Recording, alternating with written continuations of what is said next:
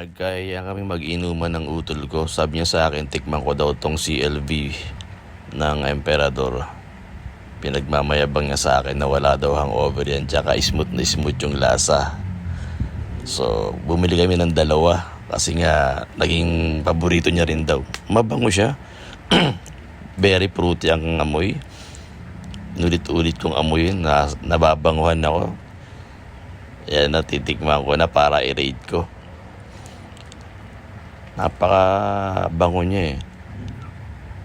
Yan na. Sarap. Walang sabit. Talagang straight na straight yung kwan, yung daloy niya. Yung rate ko eh parang 8/10 eh.